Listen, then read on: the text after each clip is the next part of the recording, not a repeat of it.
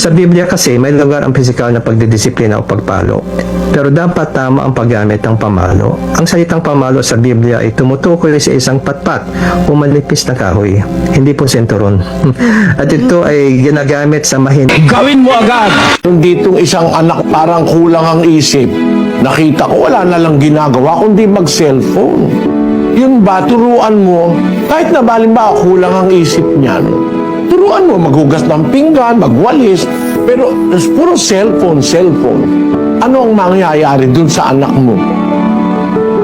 Kulang ang isip niya, pero puno siya ng gawain ng sanlibutan dahil sa cellphone. Huwag tayong konsentidor. Kung mahal niyo ang inyong mga anak, mga kapatid, bantayan natin ating kabataan. Addiction yan. At yung addiction na yan, maraming sisirain.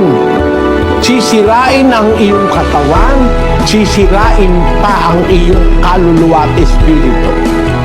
Kaya alam nyo mga kapatid, isa sa mga aral ng Biblia ito. Pakinggan nyo. Subukin ninyo ang lahat ng mga bagay. Ingatan ninyo ang mabuti. Layuan ninyo ang bawat anyo ng masama.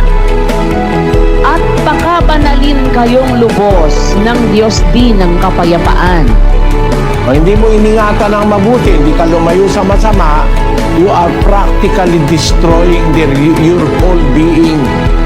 Sinisira mo na ang buo mong pagkatao, katawan, kaluluwa, espiritu, pag hindi ka sumusunod sa aral ng Diyos.